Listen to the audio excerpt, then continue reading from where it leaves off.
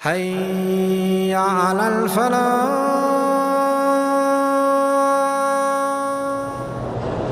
اگر ہمیں دعائے قنوت وتر میں نہ آتی ہو تو جو دعا آتی ہے وہ پڑھتے رہو۔ احرام کی حالت میں خانہ کعبہ کو بوسہ نہ دے دیا تو اللہ معاف کرے، وہ تو اس لیے ہے کہ کوئی عطر نہ لگ جائے آپ کو۔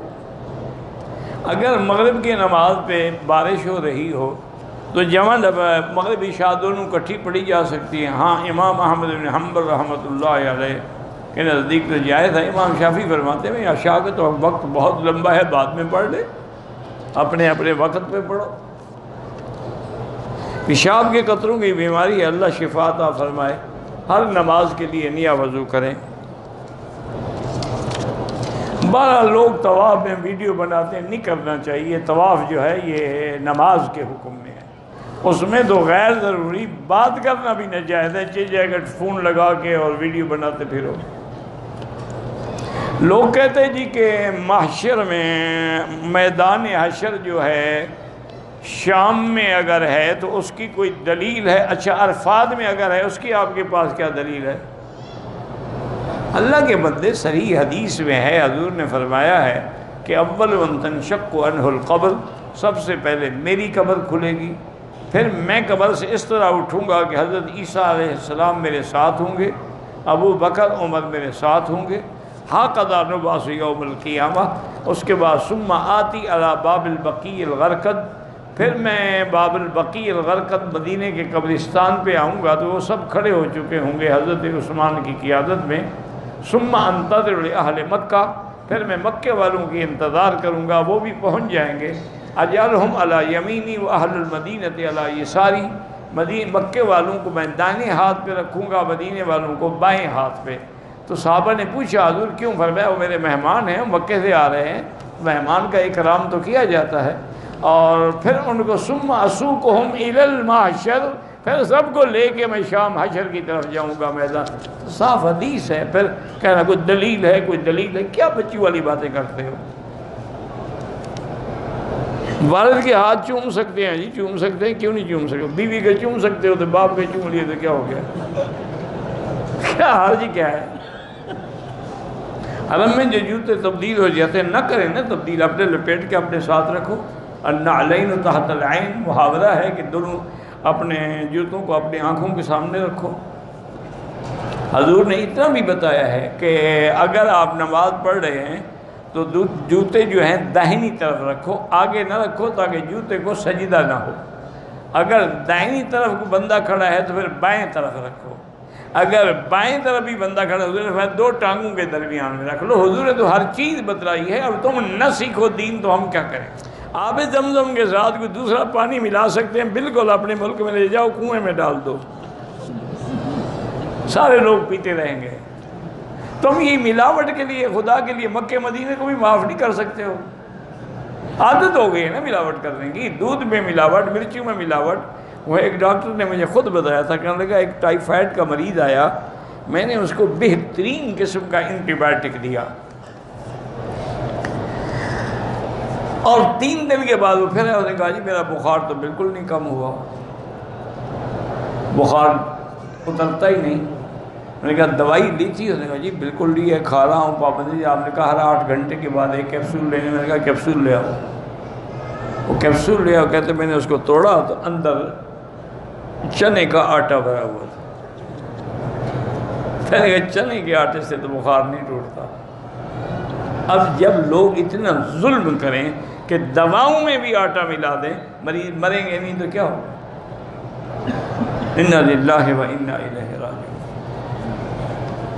جو شخص ائمہ 4 کی گستاخی کرے وہ توبہ کرے، ورنہ خطرہ ہے کہ اس کا خاتمہ خیر پہ نہ ہو۔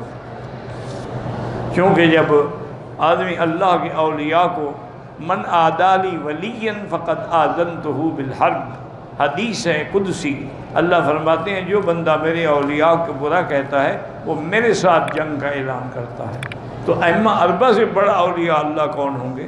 میرے بھانجے کو شراب کی عادت ہے، اس کے لیے کوئی وظیفہ بتائیں۔ وظیفہ تو یہ ہے کہ 2 رکعت نماز پڑھ کے 100 دفعہ سورۃ اخلاص پڑھا کریں اور دعا مانگا کریں، لیکن اس کا علاج جو ہے نا صحیح معنی میں وہ یہ ہے، کمرے میں بند کر دو اور روزانہ 10 جوتے مارا کرو، 8-10 دن کے بعد سب نشے شیشے کھل جائیں گے، وہ مرتا شرتا کوئی نہیں نشہ چھوڑنے سے۔ تجربہ کر کے دیکھ لو، وظیفہ جلدی پہنچتا ہے یا ڈنڈا جلدی پہنچتا ہے؟ اللہ نے بھی فرمایا نا کہ ہم نے قرآن بھی اتارا، وَأَنزَلْنَا الْحَدِيدَ، ہم نے لوہا بھی اتارا ہے جن کو ٹھیک کرے گا۔